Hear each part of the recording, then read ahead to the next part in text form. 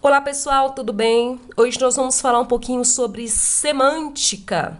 Primeiramente, o que vai ser a semântica? Toda vez que vocês ouvirem esse contexto, essa palavrinha semântica aqui, vocês vão lembrar de sentido. Semântica é o sentido que eu dou às palavras, na maneira que eu uso as palavras. Qual que é o sentido que a palavra ela vai obter em determinado contexto, em determinada situação. Então, toda vez que eu falo em semântica, eu estou me relacionando a sentido. E para obter essas relações semânticas aí, além das figuras de linguagem, eu utilizo algumas figuras aqui, alguns tipos de construção que vão receber alguns nomes. A primeira construção aqui é a ambiguidade. O que nos interessa falar sobre a ambiguidade é que muitas vezes a ambiguidade ela vai ocorrer como erro e muitas vezes ela não vai ser como erro, ela vai ser de propósito.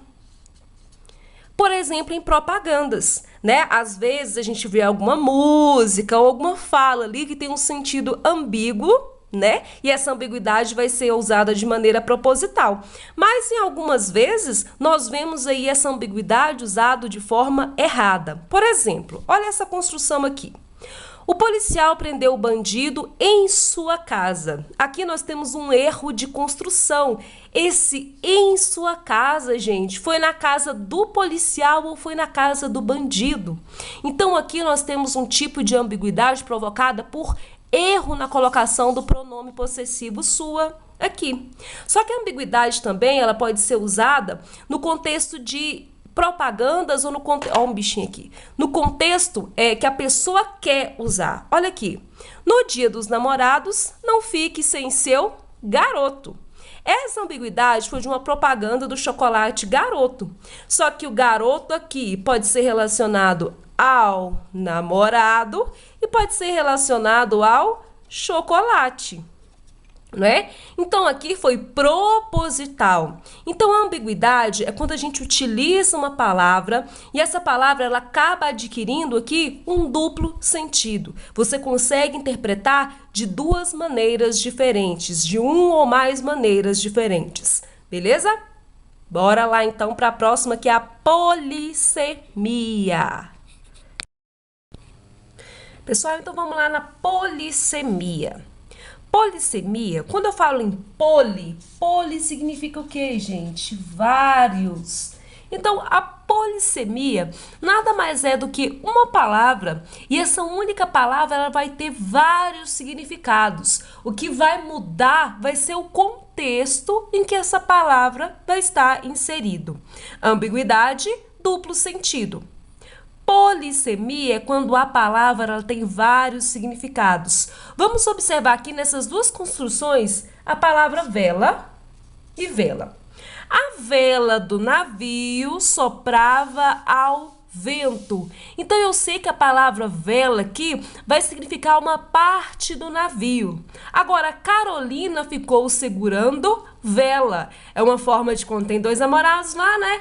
Aí tem uma terceira pessoa e essa terceira pessoa ela fica lá, segurando vela, fica lá junto dos dois namorados, com a cara de tacho. Então a polissemia é quando uma palavra ela tem polissignificados, ela tem significados diversos. E esses significados vão ser identificados de acordo com o contexto. Por exemplo, a palavra manga. A palavra manga é um ótimo exemplo de polissemia. A manga da camisa estava suja. A manga está madura. Então, são palavras polissêmicas que podem adquirir vários sentidos. Continuando aqui na semântica, nós temos agora sinonímia, antonímia e paráfrase.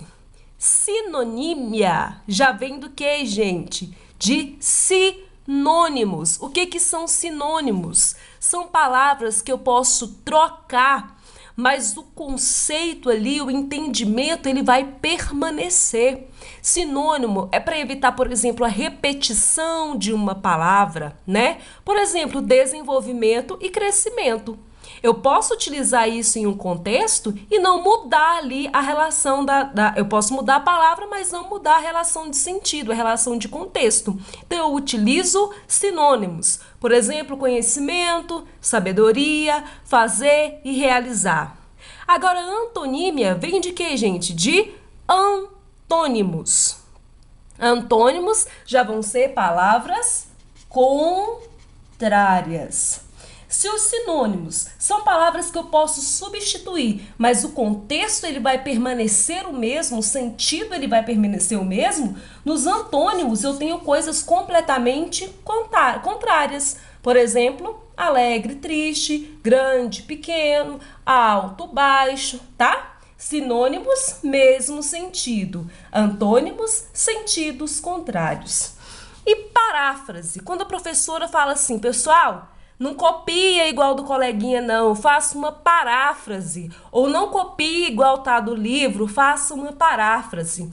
É você dizer a mesma coisa, você manter o sentido, manter a informação, mas mudar palavras. Por exemplo, quando uma mulher cruzava a rua, foi atropelada por um carro. Qual que é a informação principal aqui? Que a mulher foi atropelada pelo carro, né? Então, quais são as outras palavras que eu posso utilizar, mas que não vai mudar o contexto?